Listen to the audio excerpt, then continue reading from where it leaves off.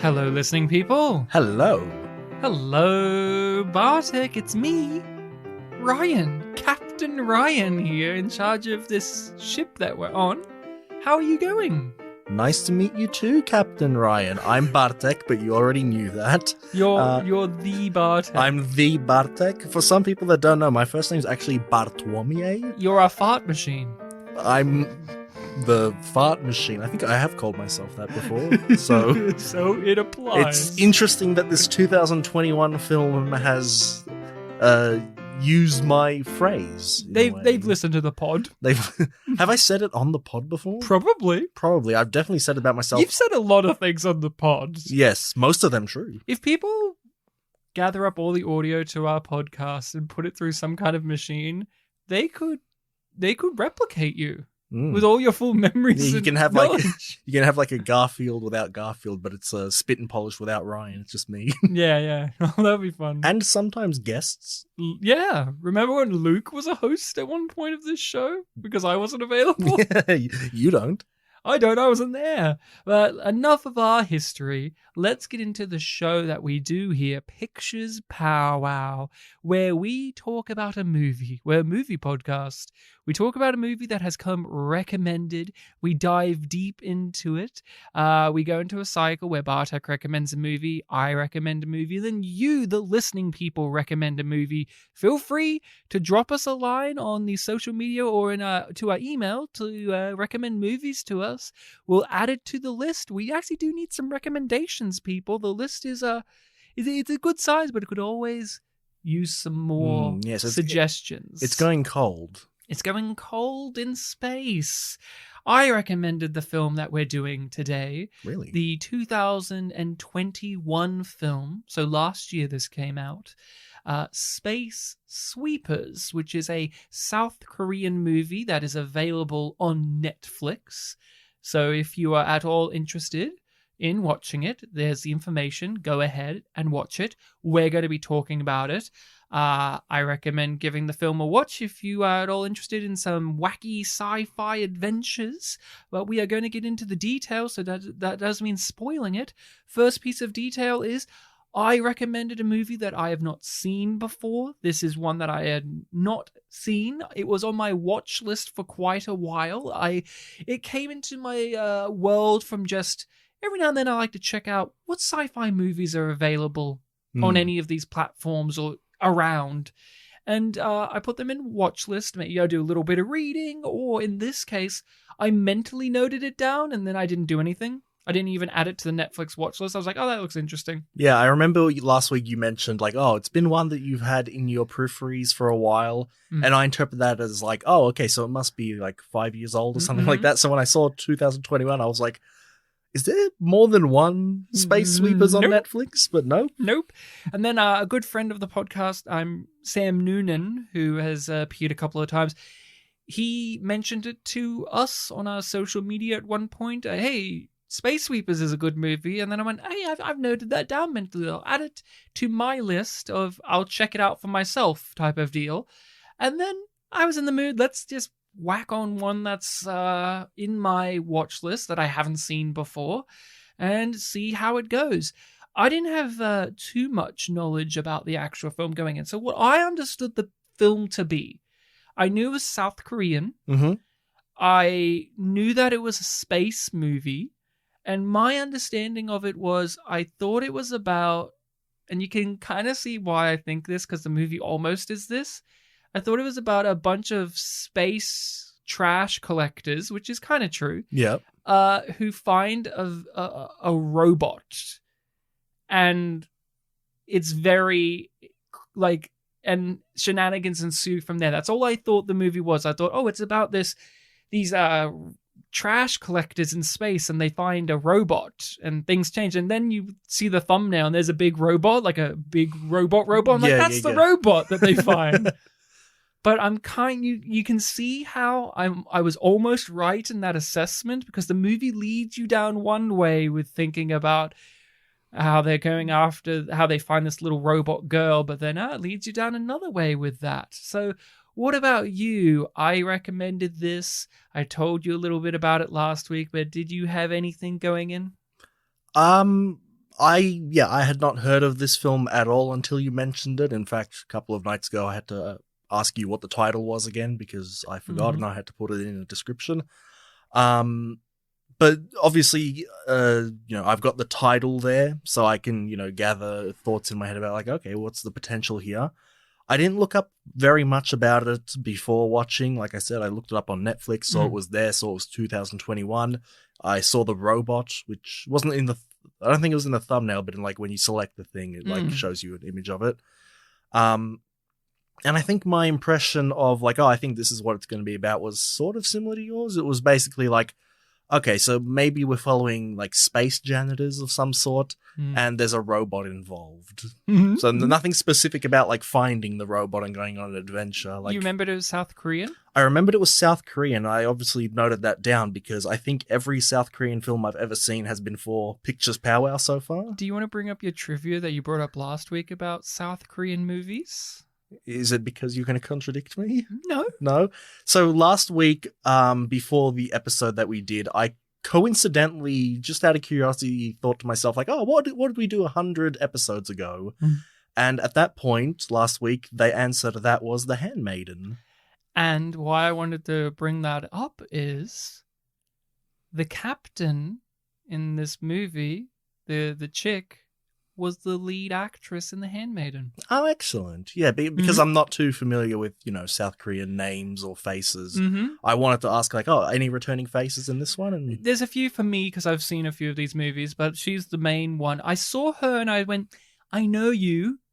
She's aged. Obviously, it's been a few years since The Handmaiden when this came out, and her hair's different in this. And also, she's playing like a futuristic character. On that movie, she's a character in the past. So... but I thought, I wonder if Bartek will note this down because he brought up The Handmaiden, and I'm not too sure. But that was a movie we both enjoyed very much. Yeah, now to think of it, the 3 films that we've done, 3 that I've seen, have been like a past, present, future thing. Yeah, the middle one was Burning, for anyone that doesn't know. Yeah. So then I made sure to say, I don't know if you did, but I made sure to say, watch it in Korean. But then the movie throws me for a loop because I select Korean because it naturally selects it as English. But then the movie for you it did? Yes. Okay. Yes. But then the movie, lots of English in it. I was like, okay. Lots of languages. Well, that's it. Lots of different languages. When I'm used to Korean movies, they may have the occasional English-speaking person, like in Burning, for instance. Yeah, Steven Yeun's character could speak, English because that's a part of the mystery of his character, and also the real-life actor can because he's American. Yeah, and that's his first Korean language film. So why not use it? So I was a bit thrown for a loop because I've seen them use multiple languages. I mean, The Handmaiden as well had a lot of Japanese. A lot of Japanese because it involves Japan a lot, and so it wasn't unusual, but it was just like whoa. It kind of reminded me of by the guy who did Parasite, Bong Joon-ho. He did a movie called Okja, which is also on Netflix.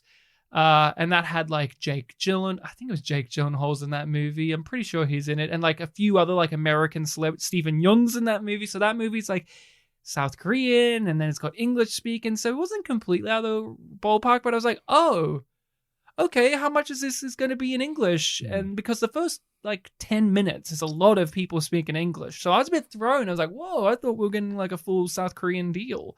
And then it does start going into it. It was just, that kind of took me a little while to, I guess, get used to my expectations walking in of I'm watching a South Korean movie. But I thought it was actually pretty clever how they slowly just went into it just being fully Korean language throughout the movie. But it was like, in these points, they're speaking this language. These characters don't speak that language. They explain like the translator things don't work sometimes because they're poor. And I thought it was a really interesting way. But that was like the thing that really hit me in the face when I first started. What about you? Because again, this is a new thing for both of us. Yeah, I mean, it plays into that whole sci-fi thing of like the future is much more globalized. You tend to think of the Earth not so much as a planet with many different countries and cultures, but like I think even in Star Trek, like it's an Earth Federation. Yes. Exact same thing in Gundam. It's an Earth Federation. There are countries. A United Earth. United Earth, that kind of thing. Babylon 5, I believe, as well. Earth Government. Babylon 5 is very similar, yeah. But in that show, they do reference like the Russian consortium and like USA. So there's still some of that. But in the broader scale, Earth is Earth. Yeah, but in this one here, like when we saw all these different characters that speaking different languages and the explanation that like, oh, they can understand each other not because of, just tech and convenience, but because they have technology that like translates for them, because you have the German lady going like, damn, translator's not working the first time you don't hear Korean, and that explains it. The thing that was throwing me off though was that the default thing that it gave me was Korean with English subtitles for translation. Okay. But it wasn't the English subtitles for everything in the film, so I had to go and turn on closed captioning so I can get translations. Oh, okay, yes. Yeah, so I can get subtitles for everything. And there are a lot of points where it would tell me that like someone is saying this line in this language, but it's not in that language. Okay. So it was like there was like little inconsistencies there. Like the German lady's like, in German she said this, but I'm like, no, that was in English. Mm-hmm. So yeah, things throwing me off like that. And there are also a couple of lines in the film where I wasn't hearing anyone talking, but like a conversation was happening in the subtitles. Maybe my volume was too low, but like... Interesting. Yeah, maybe if I rewatched the film again a bit louder, I would have heard that. Talk about technical things, and this isn't the film. This is Netflix. This is how we watched it. I don't like with streaming services. This is me being all like, I wish I had physical media. A lot of time with streaming services, it can take a while for whatever you're watching to click into full res. Do you ever get that? Where it's like sometimes you start a movie or a show and it's slightly lower res and then it can kind of click into gear and being full resolution. And you can't on Netflix switch anything like you can on YouTube. Just sometimes it's like you see artifacts on dark patches of things in movies or shows, and then like sometimes it can be a bit muggy. The first like 20 minutes of this 2 hours and 15-minute long movie, I had slightly lower res than the movie was actually because of just the nature of the beast of Netflix happening. And I've had this happen before. It's not a complaint on the movie itself. It's more just the way it was watched. Yeah, the way that we legally in Australia watch it is on this. I have had that happen in the past, mostly on YouTube, though. If it's happened to me on streaming services, either I wouldn't have noticed or it was when I was watching, what's it called? You watched it on Stan, didn't you? Yeah, She's the Man on Stan. The first thing I ever watched on Stan was just like, oh my God, what is this quality? Exactly. So I kind of had that wrestling with it. I could not read the opening credits. But a piece of information, trivia, I learned that you may be interested in is this is the first South Korean sci-fi movie set in space. Oh, I did hear something like this is the first South Korean space blockbuster or something? Yeah, space sci-fi movie. That's kind of what it says because they're very difficult to make. Yeah, it's interesting because when I think of South Korean, like, culture, fictional culture, like, I do think of robots and things like that. They like to set it on Earth or futuristic environments or, like, bases on other things, but not, like, space battles and stuff like that because I guess that's a lot of work to do. And I think it pays off really well here. I really enjoy the atmosphere. Some of the other things I wanted to point out to talk about weird technicals or weird little gritty things like that is, since this is a multi-language film, it does stress that this is 100% a South Korean movie, though. The production of it is South Korean. It wasn't like a joint effort? This is, even though there are multiple languages being spoken and actors of note from different countries and so on, this is a South Korean movie. Interesting. So it's one of those things, I guess. And then Netflix is obviously involved here, and there are a few Netflix things or actors involved. So the main antagonist is played by Richard Armitage, who was in the Hobbit movies. But he is primarily, like, he's a great actor. And I want to talk about his character in this movie because I have certain things I want to discuss. But, he's the evil businessman. He's Weyland Yutani, right? Yes, but he has the same name as one of the heroes from Monsters, Inc. But he's the voice in the Netflix series of Castlevania of Trevor Belmont. Oh, the main character? Okay. He's the voice of Trevor Belmont. So when I was watching this, I like him as an actor. I think he's great. I didn't recognize him at first because he just looks different. And I want to ask you this.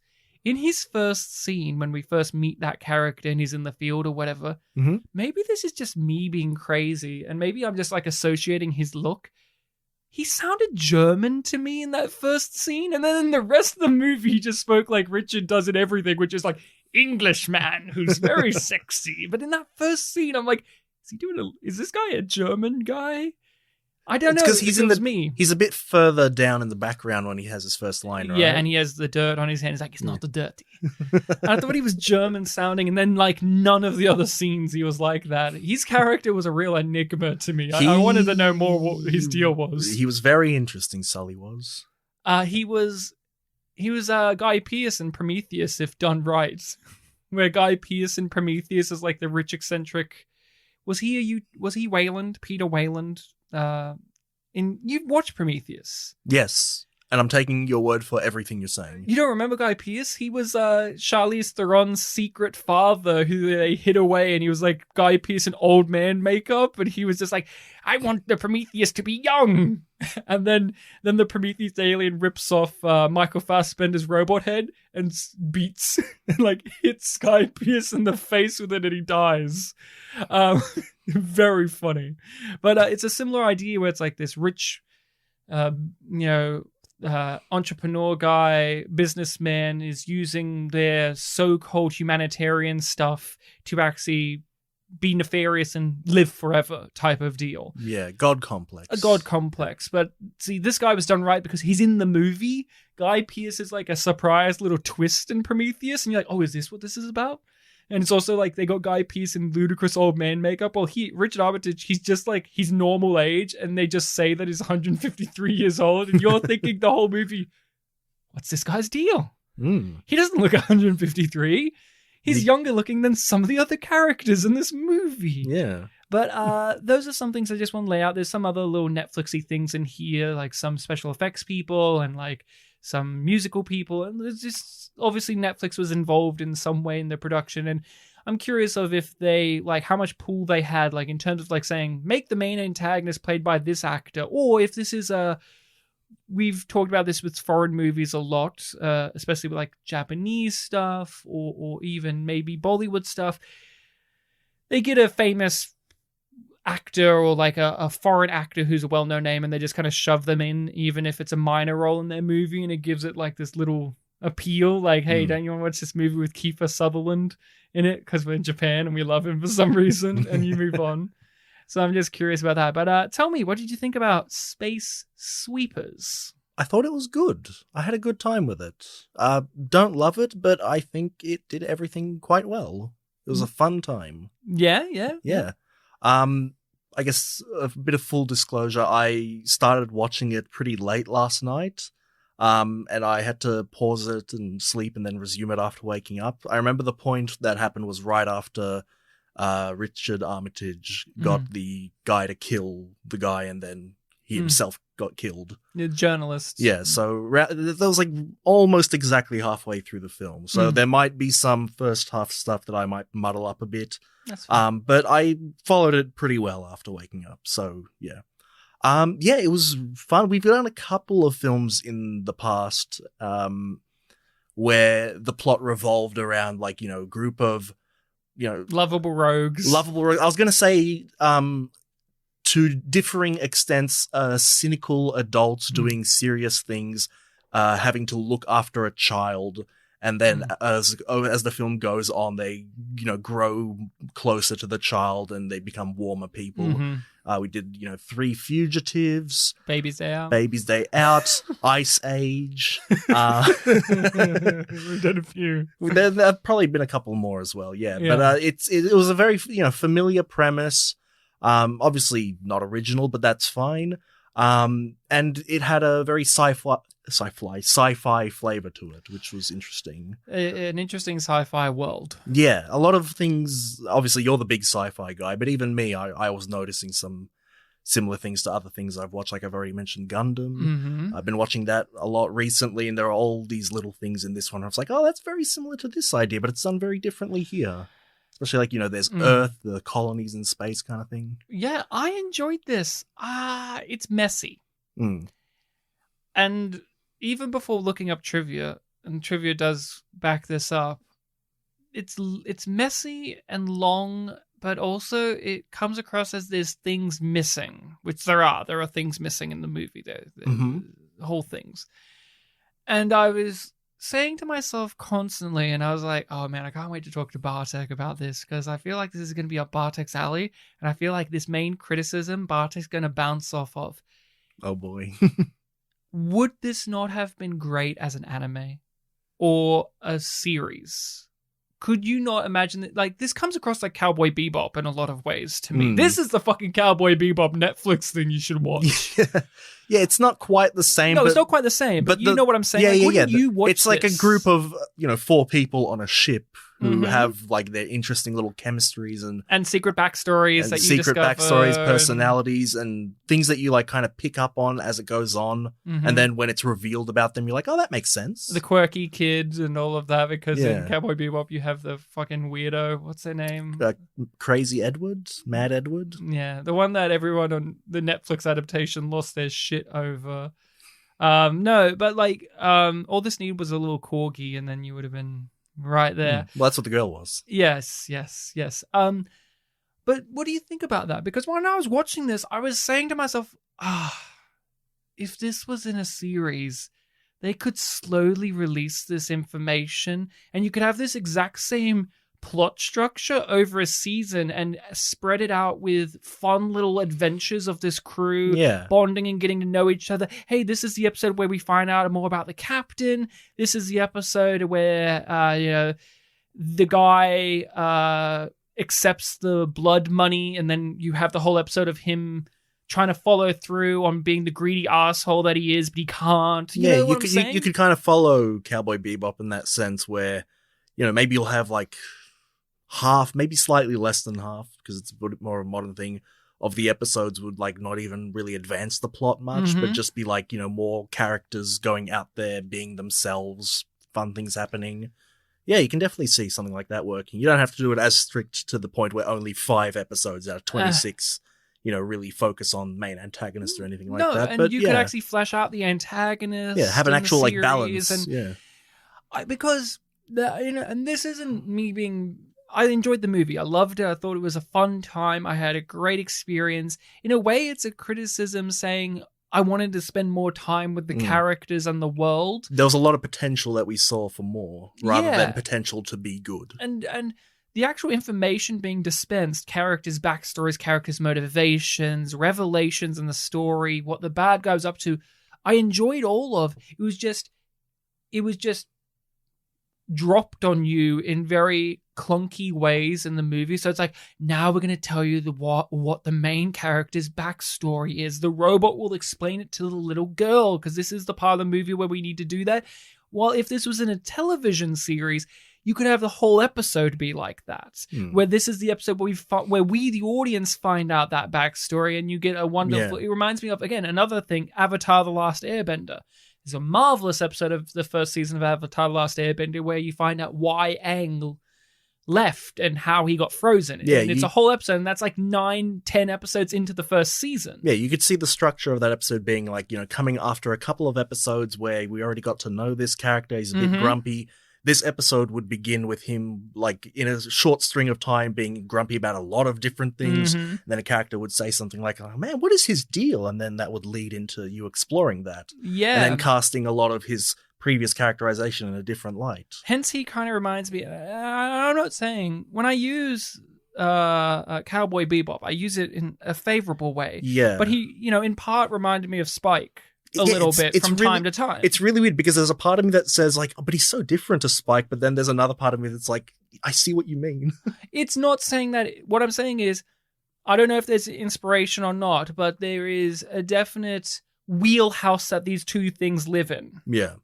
So it's not saying that this ripped anything off or it's taking from it. It is, you would watch this after watching Cowboy Bebop, wouldn't you? Like, if you were having a night or a week or whatever, and you were like, hey, what? Instead of watching the live-action Cowboy Bebop show, you would watch this. Yeah, definitely if you were saying something like, oh, I really liked how in Cowboy Bebop, they're on their ship. It's this very Mhm. intimate space and they have, all these conversations and stuff like that. I want to have that kind of an intimate feeling. This would definitely be a film to pick up because a lot of the scenes in the film are on that ship and there are a lot of these little quirks. Like the first time we meet a lot of these characters, well, the second time they have like the card game Mhm. and like you're getting little bits of their characters like, oh, this guy's really aggressive. But then And there's wonderful setups and payoffs. in yeah, there and as then well. the aggressive guy's like the first one to really turn, Mhm.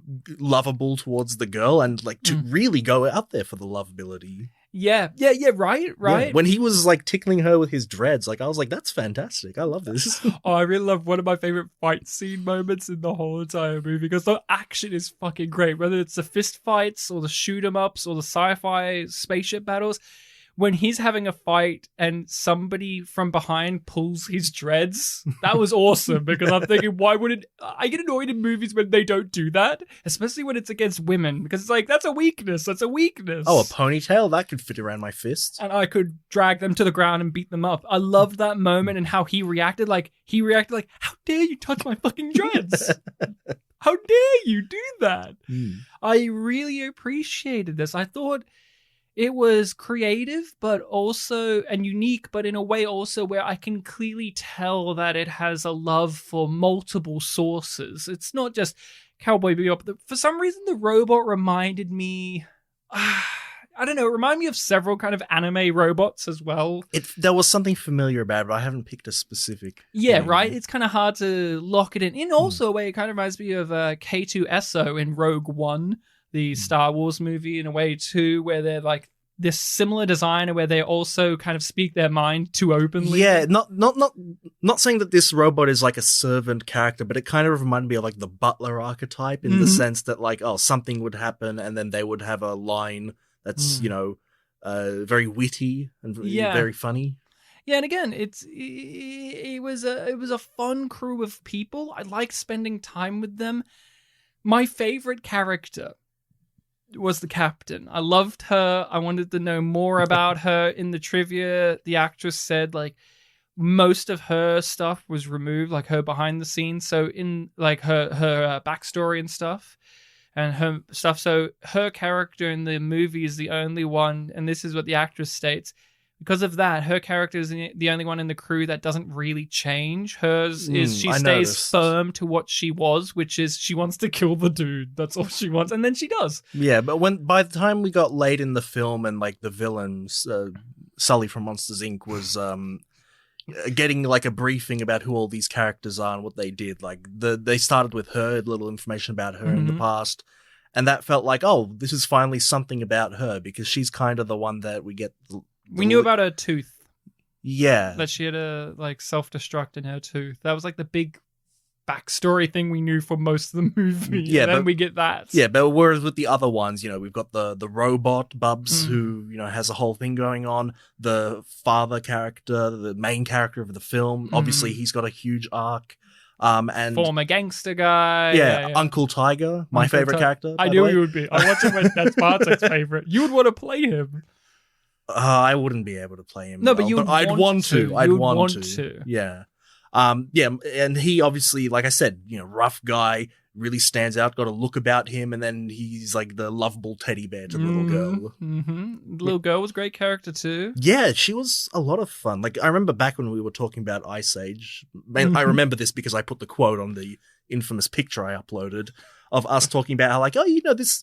Normally, with a child character, it's very easy to go wrong, make them unlikable, whingy, stuff like that. A device, yep. But she was a pretty fun character. Like, she had well played cheekiness to her, even in moments where, like, she wasn't emoting much. Like, the things she said were funny. The way that they played off of each other was very funny. Like, when she would just innocently, like, follow them around. They're like, no, get away, get away. Yeah, and I liked what she actually was, what her special thing was. I thought that was really cool and added, and the way they kept unfurling and going through the layers of what her character is, because at first you think that she's a little robot girl who's a bomb, and then no, she's an actual little girl. Yeah, what's the deal with her pooping and then farting she and has these powers, and she actually wrote what's going on, and how she's going to be able to be the savior of humanity was really cool. I thought that was a really neat sci-fi way, and how they set it up with the nanobots earlier in the movie and then using them through her, and then at the end using the nanobots again. Like, it was, this movie did a really excellent job. As silly as the movie can be, and as sloppy as it can be, because it is sloppy and a bit messy in places. As I said, I think they just dump exposition on you in very, very clunky ways, but then they do brilliant setups and payoffs. It's like they made this character like the prophesized chosen one, but they never used any of those phrases, and then only in retrospect you're like, oh, there was that kind of story, I guess. And yeah, she was wonderfully played like that, where the way we saw her bring the tomatoes back to life, and then that actually became a little plot where they were selling the tomatoes, and then that was like an emotional bonding moment between her and the main character, and it came back up again later in the movie. Well, in another movie, it would have been just like, she brought it back and a character notices and they're like, she's the special one. But instead it's like, oh, cool, we can make some fucking money. And there was even a point where I was wondering like, oh, they're just going to notice and that's going to be like the little device of the thing. But yeah, they did bring it back. They sold the tomatoes and it was a bonding moment. And it tied into the main character's drive, money. He sees it and goes, money. He doesn't see it as like, oh my God, this beautiful miracle thing. We can do it to save the world. He's like, no, I want to fucking sell it.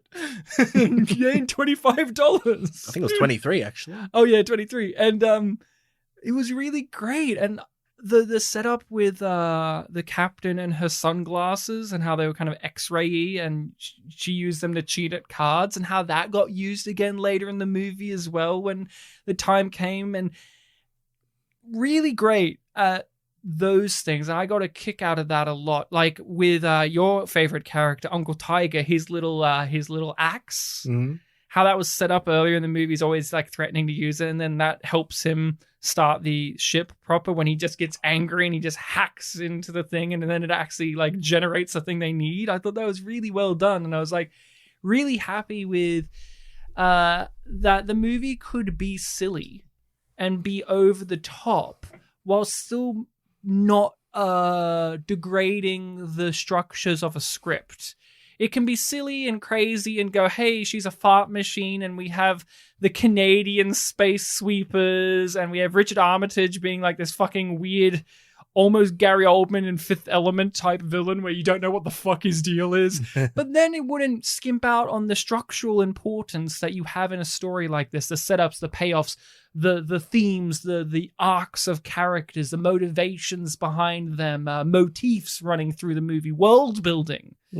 And even for a very simple thing of unpredictability, there was, going towards the end of the film, I kind of had it in my mindset like, oh, I could see, maybe one or all of our main characters, dying in the process of saving the girl. And I was almost convincing myself like, oh yeah, not all of them are going to make it to the end. Yeah. And then when all of them, lived throughout the whole thing, I was like, oh, that's fantastic. I wasn't seeing that coming. I didn't see them having the bomb when they were flying out. Yeah, me neither. I didn't see that. And you had all those scenes of like, oh, it's getting, the distance is closing, and it's like, oh, it's getting closer. No, wait, it's getting further.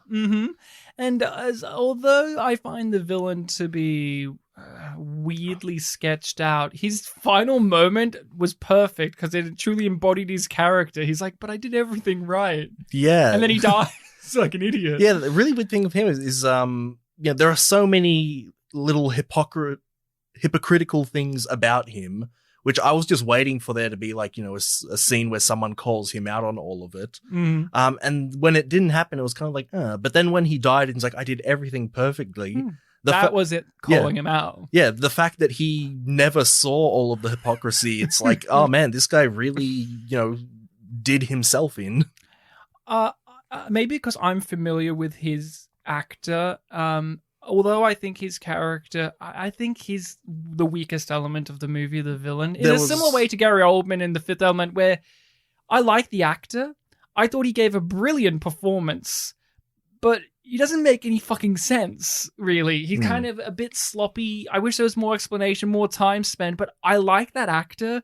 So I enjoyed his moments, and like that scene where you made it your intermission, the scene where he makes the journalist kill the guy. I thought that was one of the best scenes in the movie. It made me go, now this is an antagonist I want to watch. Yeah, he was testing him, and he used it against him, the result. And the performance in that moment from him where he's just like, you're going to infest my Eden. I was like, this is what I want. And he reminded me of an anime villain. Yeah, for sure. He reminded me of like so many weird little anime villains that are like that. And I thoroughly enjoyed him, but I was curious of what your thoughts were on the villain in this movie and that performer, because you're not as familiar with him. You never watched the Hobbit movies? No, I haven't. You should. I'm going to say it now.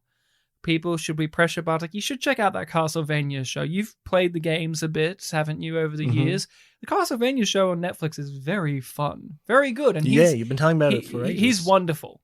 He's, as Trevor Belmont, he's really got this he's got this real kind of dipshit energy to him, because he's like a drunkard to begin with. He's like, I'm not interested. And he's really good. He's really fun in that. But tell me a bit about what you thought about that side of this movie, the villain.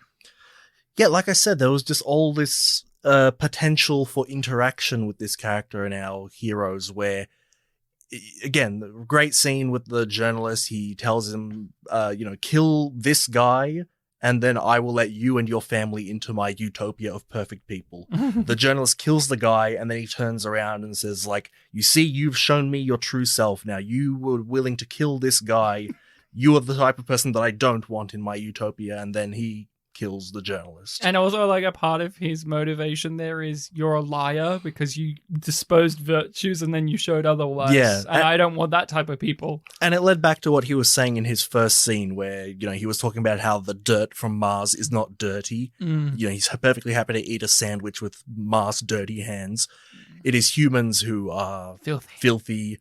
They're the ones who need to be eradicated. The Earth, we need to get rid of survivability on Earth, livability on Earth in order to get people out of Earth. And then that goes into the hypocrisy of like, well, you're killing most of humanity for that. So you get the philosophy behind this character, and it's very easy to see where he's being hypocritical because he's killing people. He himself would see himself as someone who is not worthy of the utopia he wants, but he doesn't see it because he is himself. And even though there was no scene where someone was calling him out, his final scene was him dying, not realizing where he went wrong. It just felt like, there would have been a bit more possibility with him bouncing off of our main characters, because he does have a history with most of them, like all of them except Bubs, right?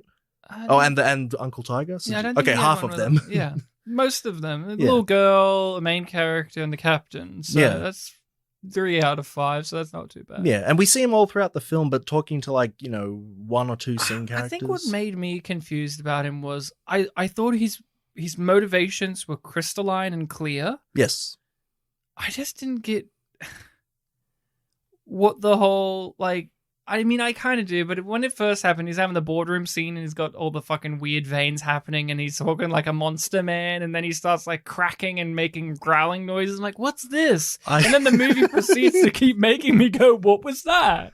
And I think it's if I had to interpret it, it's he's done stuff to himself to keep alive. Because he's 153 years old, but he looks like he's, 33? Yeah, 35 perhaps. He looks like he could play like a hipster or something. Yeah. He looks like and so there's an interpretive thing there, but it's just it was a weird wrinkle that they put there that it detracted and distracted me from him. If they just kept him as he was and gave us the inkling that he was wanting to live forever, because that's kind of what we're getting at, is this guy wants to not only be God, but he wants to be God in the way of living forever as well. That was already perfectly communicated to me, but this weird, monster man thing where he does a growly voice. And he's like, prove to me that you're remorseful physically. That was a distraction. And it just made me go, I need more from you. I guess, because you mentioned earlier the link with he felt kind of like an anime villain in a show that isn't a movie that isn't so anime with all of its stuff. It reminds me of when I was watching Detective Conan all those years ago. There would occasionally be episodes that had like Western characters in them, and later on in the show, when they would have those characters, they would actually get people from, England or something to voice a civilian in England, things like that. And their delivery of lines, even though they're English and they are speaking English, would be just this little bit stilted. Like, oh, what sort of direction were they being given with these lines? Like, obviously these are fluent speakers, but, they're saying like, oh, it's like Troll 2. Yeah, you have to go over there. You can't piss on hospitality. I won't allow it. So it just makes me wonder, like, okay, maybe because you said this is an entirely South Korean film, like maybe there would be some sort of cultural difference, or maybe they were playing up his foreignness by making him so crazy. I don't know. I don't want to... He reminded me of, I know this is a weird left turn thing to say, remove the Monster Man thing. He reminded me almost of the villain from, what's that, Lupin? The Third? Is that the character of the movie? The Miyazaki? Oh, the Castle of Cagliostro one? He kind of reminded me of the antagonist in that movie, where he's like this weird, eccentric, rich creep who's doing all this weird-ass stuff so that he can get relics to motivate him. You know what I mean? Like, it's not one-to-one, but that general vibe of in this case Korean, in that case Japanese, eccentric, powerful, grabbing what comes across as like a Western villain character and churning those usual kind of motivations for the Western villain character through the Asian lens is kind of what I got with him in a weird way, where I've seen this kind of evil industrialist capitalist character in several Asian pieces of media, and they've always got this interesting angle to it, like this guy does here. In the scene where he boards their ship after they EMP mine the fuck out of them, he has his glasses on, and there's so many shots where his glasses have the reflection of like a white light, so his lenses look completely white, and that felt straight out of some kind of anime or manga. That is an anime trope, like the light gleaming on glasses so you don't see the pupils. Like Gendo from Neon Genesis Evangelion has that happen all the time. Usually that's what you do in like sinister moments. Frank Miller uses it in his comics, such as in Sin City. In the movie, Elijah Wood's character has that all the time as well. So, and I when I say anime, I mean, I don't know what the Korean, I don't know much about South Korean in terms of like TV shows and like animation stuff. I don't know. I think what their industry is in that regard, because when we say anime, we're drawing what we know, but like we know it's South Korean. If I'm not mistaken, I think, and I'm actually going to refer back to something I said all the way back in Wobots. I'm pretty sure South Korea has been known to like be a country that you outsource animation to, which is the reason why I brought it up back in Wobots. Isn't that where Simpsons do it?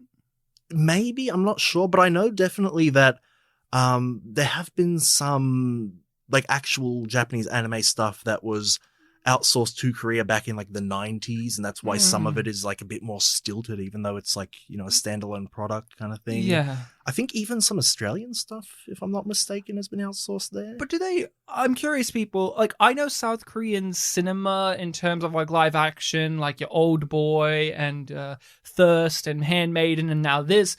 I don't know what their animation stuff is like in terms of film or TV.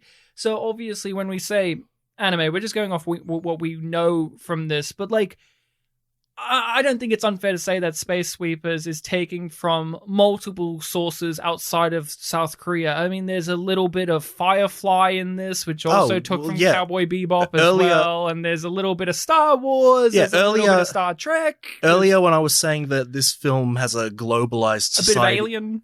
Yeah, a globalized society in it, that also extends to the production. Like, obviously, this is a film that's gotten actors from all around the world that speak different languages coming in. So obviously there's going to be a lot of influence there. Like, I'm sure even if we were to just say like, oh, the main inspiration was Cowboy Bebop. Well, what was the main inspiration of Cowboy Bebop? Like Western stuff. Yeah, and it goes on and on and on. Yeah, everything inspires everything in the end. So, yeah, but I did enjoy this. I really thought the characters were the thing that pushed me through it. Like, the story was fun. I enjoyed the little hijinks and the evil company that wants the girl for these reasons, and Earth is fucked in the plan. All that's cool, but I just enjoyed our crew. I like a good sci-fi where we're in space. Now, preferences for me are your Star Treks and Babylon 5s, where you have sci-fi in space with planets and aliens and time travel and space battles. But if I don't get that, what I really want at the core of it is a good crew of people. So that's why I also enjoy those shows. It's like I love the crew of the Enterprise in TNG in the original series. I love the crew of Babylon 5 and their interactions. And I love the crew of people in Cowboy Bebop, as we've said multiple times. And I love the crew here. You can see why they are with one another, but why they also don't get on. And it's the seeing them, as we've said, the kind of harsh, cold, bitter characters turn warm and fuzzy and friendly and find their place in the world. That's more than just the greed and money aspect that drives them at the beginning. That's what really worked for me. It may be simple, maybe formulaic for some, a bit corny, as the movie does point out, but it works.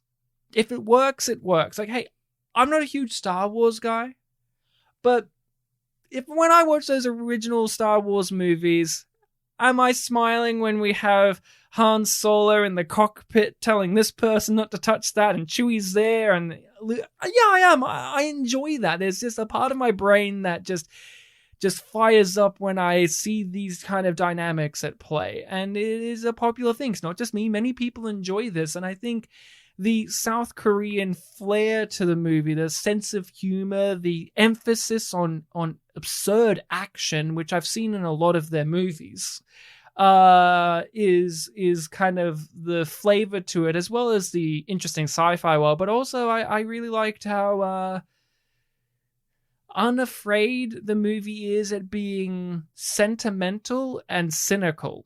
It will be nice and happy as like, hey, look, this robot is trans and wants to be a girl robot, and that's sweet. But then it'll also be like, the main character has this really fucking depressing backstory, and it's like, oh, the pendulum swing from really sweet and tender to kind of really tragic and sad and cynical was really well done. Yeah, and that's just another thing like Cowboy Bebop, right? Which is why we keep bringing it up so much, I guess. But yeah, it was a good time. Any particular moments that stood out for you in this? Yeah, I mean, we've already talked about like Monsters Inc. guys, all his scenes where he points out like, oh, this is your true self. Like, as much as I did want a little bit more from him and maybe even just some interactions with him, like his philosophy at least was clear cut. Like he did mention, he thinks like, I think it was on a genetic level, some people are just evil. And then you even had a scene with the heroes where they're like, are we bad because we're poor? Are we poor because we're bad? And it's just like, you know, all these little... They apply to religion. Religious allegories used a lot here. Sin and godhood and... Yeah, a lot of little philosophical things like that, which, you know, makes you think a bit more. Things in specific. I mean, there's just so many little funny moments. What did you think of the robot? What did you think of Bubs, the robot? I was actually... a character I thought you would enjoy. Yeah, I was literally about to bring her up.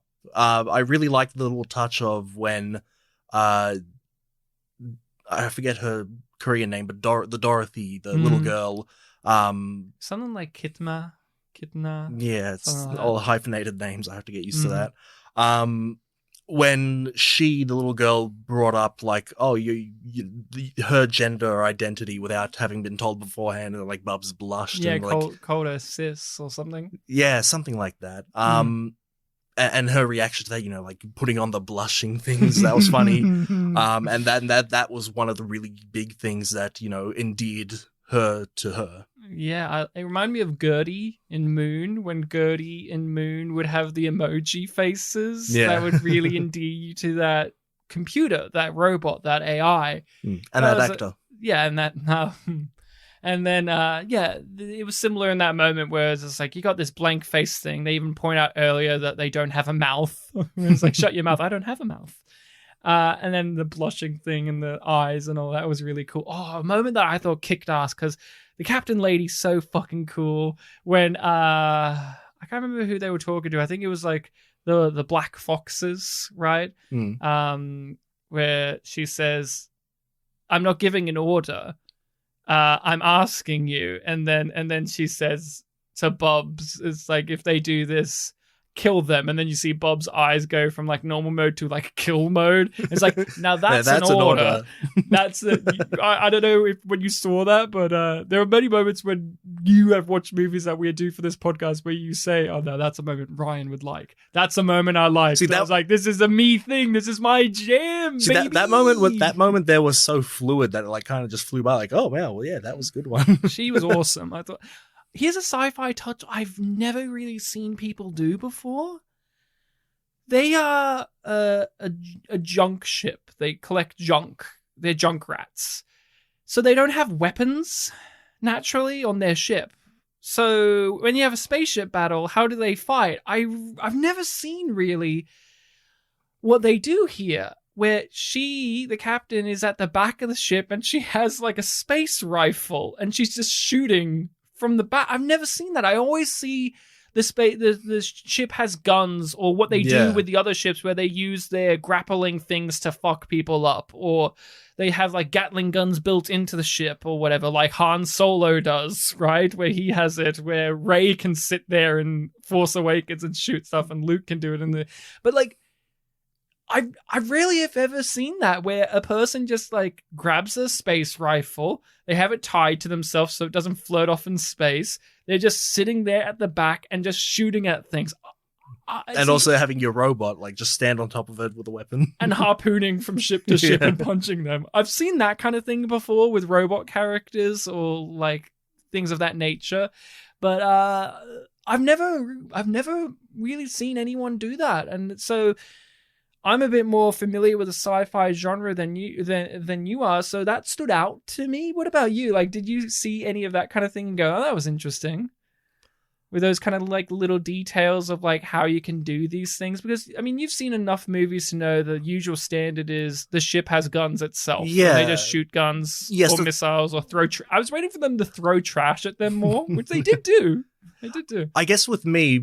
because whenever you have, a sci-fi space battle, you can always make an allegory to like something historical, like, World War II, like, it's Last Jedi looking at you. It's there's gravity in space apparently. This ship is like an armored car. This one's like a armored vehicle. This one's a plane. You could have people come out of it, stand on top of it, and fire things. So I just kind of saw that. I was like, oh yeah, that. But in terms of like the whole sci-fi scope, like that's never been done before. That would have gone over my head. Yeah, I'm sure it's been done, but it's just. When I saw it, I just looked and went, that's cool. I like this. I guess for me, it was just like, oh, that's logical. But yeah, it's not so much like, oh, nothing else I've seen has done that. Yeah, just it leapt out at me and I thought, this endears me to the character. I also like that her gun had to recharge, not reload, recharge. I thought that was a nice sci-fi touch because it's a laser gun. So it doesn't run out of bullets. It just needs to charge up again. Really awesome. Bob's was a cool character. I love the design.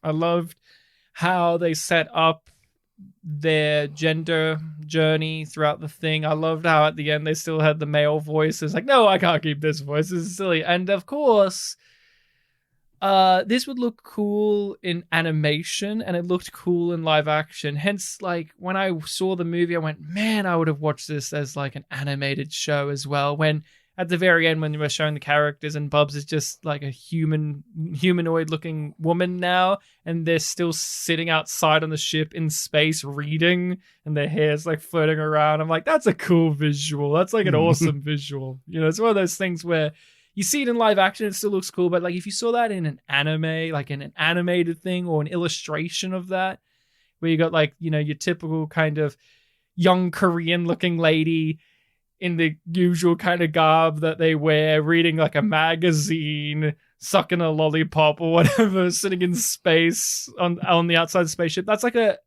striking visual. And I thought the film's filled with those. Yeah, it'd be something that out of context would, be really memorable. Yeah. I liked how Pierre factored into the movie because he seemed like he wouldn't, and then he did. The French lover boy. Yes.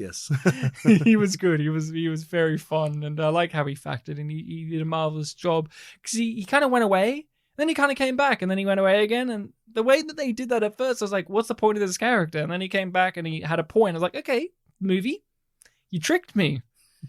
Because I thought you were just having this guy be here for no fucking reason, but then he's actually here for a reason. So thank you, movie, for proving me wrong. I also didn't expect the Black Foxes to be all of the space sweepers bosses, basically. That was a twist I didn't see coming, honestly. I thought that was neat, especially how the chick that we were talking about at the beginning of the movie was like, fuck, this translator doesn't know. I didn't expect her to be one. Yeah, that was a neat detail. And I also love the narration at the end from the little girl about what everyone's up to nowadays, and like the main character is like 10 pairs of shoes. And you see him with like a really nice vibrant, stands out in the scene shoes. That was great. I can't think of much else to say about Space Sweepers. I thought it was an enjoyable time. Not a perfect movie. A little sloppy in places. A little too long, in my opinion. I'd agree about that, yeah. But at the same time, I wanted more from it. It's a movie that I would perfectly describe as a 7 out of 10 type of experience. Thereabouts, yeah. Where it's good, it's fun, could always be better, but at the same time, I don't see many movies like this currently, so it's filling a market for me that I want more of. Like, I wish there were more movies like this around as well. And so yeah, I recommend it. I recommend it for this, and I recommend it if you're at all interested. There's plenty of fun twists and turns and action set pieces and character moments, and it's an enjoyable film. Yeah, it's one of those things where you say like, oh, it's a 7 out of 10, and 7 out of 10's kind of like got a bit of a negative connotation to it, but it's also one where you have to go like, it's 7 out of 10, but it's a very, very fun film. And hey, do you like fun things? Watch this, it's fun. Yeah, it's a rollicking time, and it cares about the characters that you're following. It isn't... I made a comment about Star Wars throughout this. This isn't modern Star Wars where they don't really care about the characters. They just want you to see the spectacle. Like, when you watch Rogue One, you don't give a fuck about the characters in Rogue One. You don't give a shit about Jyn Erso. You're there because I want to see Darth Vader turn on his lightsaber and fuck people up, or the Death Star, I know that, or CGI Peter Cushing. And when you do have characters that are going to appear in a later entry, it's more so about like, what sort of twists are they going to be with this character? Would you watch more? If they made more Space Sweepers, would you be interested? Like sequel films? Yeah. Yeah, I think I would. Yeah. Just to see... Yeah, if they could have any more, maybe. I want to see Bubs fall in love. You see Bubs fall in love, yeah. Will they fall in love with a human? Will they fall in love with another robot? I'd watch that. It definitely has prequel potential because we haven't gotten too much into the details of what they were like in the past. Maybe not so much in like a movie thing, but maybe a short series, like every episode's like graphic novel, a perhaps. backstory on Uncle Tiger's drug cartel, things like that. He got rid of his tattoos so he wouldn't scare all of her friends. If this was like in the anime industry, I'd be talking about like a short OVA series.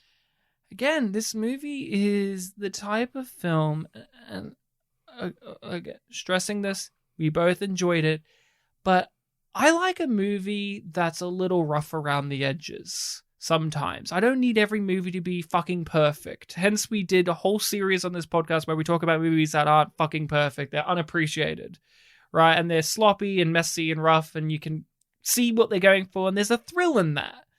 There's a thrill here where there's things that I'm thinking about where I have to stop myself from talking because we have to end the episode sooner rather than later. But like, there's things that's like, oh man, wouldn't it have been neat if there was a moment in the movie where blank happened? Because the movie is one where it's filled with so much potential that you want more of that rather than no potential at all. It's not so much wasted. It's just like, oh man, you could do so much. Such as, I was thinking like at some point in the movie, I was waiting for when they were traveling around in space for our main character's bracelet to go off because he's like near enough range to where his dead daughter was, and like, what twist would that be? What would that do to the story? And again, if you had this as a show, that could be an episode. Again, it's one of those things where its imperfection its imperfections is a part of the joy of the movie. It feels like almost like in an alternate universe, a few years from now, we would be just starting the Yum Yum series on the Space Sweepers TV show, and we're starting with the pilot film. Right. Like, you see where all these introduced elements started here, and then in the show itself, it was explored in this way? Like that kind of thing? Right. And, I mean, you know what I'm talking about, Bartek. We do this all the time on the podcast. We talk about things, movies, shows, whatever it is, and we do it off the podcast, where in the world of criticism, it's very much like people want it to be like every movie is either dog shit or perfect, and you can't have, there's this weird kind of realm. But we really relish in these type of films where it's really fun, and you could see why this is somebody's favorite movie.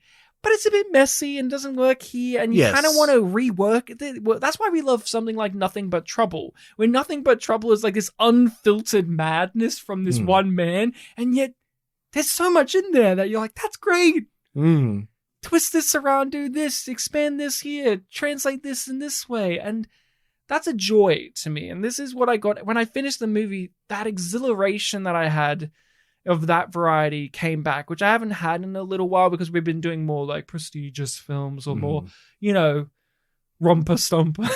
Which has a series, apparently. Yes, we didn't bring that up, but it has a series. But yes, Space Sweepers, enjoyable film. Watch it, people. Recommendation is actually from the listening people. The next one. Did you know that? Hold on a second. Now, Ryan, there's a problem with what you said, because normally in the first week it's me, right? Then it's you, and then after you, it's the. Oh, you're right. It is listening people. So listening people. Yeah, go on. You're right. I forget what I said. Yes, you're right. Unless you want to do it again. No, you were right. You listen to the show. No, well, I actually haven't listened to any Pictures Powwow, to be fair, but... Whoa, did Gil from The Simpsons come into the room right now? Oh, jeez. Oh, man, my wife, the wolves are at old Gil's door. I was about to say that line, yes. So the listening people have recommended an older film. A film from the 50s. A bad film. Well, you said old. That's why I said bad film. It's got Marilyn Monroe. Bus Stop. Is this one recommended by one of Will's friends? Well, specifically, you wrote in our notes, because this guy recommended 2 movies, one of which we've already done. You have to delineate Will's mate, and this one is Will's chum. I remember that now. So this is recommended by our friend Will's chum, David, I do believe, if I'm not mistaken. And he was Bus Stop. Yes, and he was the friend for A Streetcar Named Desire, was it? Yes. So 2 older films with iconic actors. I don't know Bus Stop. I'm not a huge Marilyn Monroe filmography guy. I've only seen like maybe 2-3 of her films. Some Like It Hot being the one I've watched a lot. It's a great film. I've seen a picture of her legs. Oh, have you now? Yeah. Oh, okay. Well, there you go. Why are you being awkward? I was just sharing my history. Because you did it in the stammering way. I've seen a picture of her legs. Yeah. And just to be clear, you weren't watching my hands when I said that, right? They're not doing anything now. I heard the vigorous motion of them. So I was pointing at my legs. He has 3. So we are going to be watching and talking about Bus Stop. No, the one in the middle, Bartek. My thumbs? Sure. Well, then shouldn't there be 4? Well, not if we keep talking. I'll cut one of them off. Oh, my dick! Oh, my penis! It's almost like, for some reason, you were shy to say it because you're like, this is, in your brain, this is the one my mum listens to. I'm not going to say it. This is the one episode my mum listens to. She may like every post that we do, but she doesn't actually listen to the show. But this is the one where she will listen. She listens to Main Hunna. Of course, because she knows the film. Mum, if you're listening, also listen to Empire Records. We have a really funny skit in that one. Bartek's mum, could you please also listen to Urutsuki Doji 1 and Urutsuki Doji 2, Legend of the Demon Womb? Yes, and keep in mind, the DVD is in my room. Yeah, You could watch it for yourself, actually. Bartek's mum, watch the hentai films. What's hentai, you ask? Well, I'm sure your son Bartek can explain it all to you in the comfort of your own home. It's like a chicken, but it's wearing a tie. Ah, there you go. People, you can find us on the social medias of Facebook and Twitter, Spit and Polish Presents.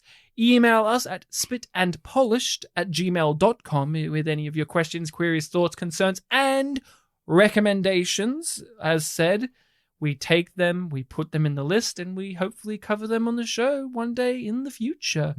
Bartek, a pleasure talking South Korean films with you yet again. We keep giving you some interesting ones to watch. One day we're going to do Old Boy, because that's probably one of the biggest, one of the big dogs that you haven't seen. That's true. We also have to do a really shitty one. Yeah? You want me to find a shitty South Korean movie? Just to really fuck with me, yes. I have to find one. It's like, oh, this one's really good. This one's really good. Rat Fuckers from Venus. It's a lot of fun. I don't know. Rat Fuckers from Venus sounds like a Harmony Korine movie. After he did Spring Breakers.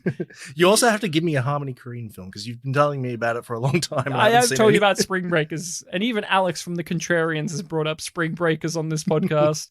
He did a movie called Trash Humpers.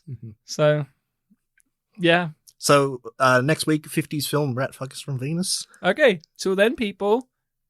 Remember to fuck a rat. I was going to try and replicate the sound of a rat fucking thing, but I don't know what my vocal thing would be for that, because a part of me was going to do a meow noise, but then that's not the right noise. That's a cat fucker. Well. Oh, so you're interpreting it as the rat getting fucked. Okay, so it's not a rat who's fucking. No. Okay. It's a person who's a rat fucker. And the rat is getting fucked. Okay, so you're not one for like the child molester joke where it's a child that molests. That's not a joke I've thought about, but thank you.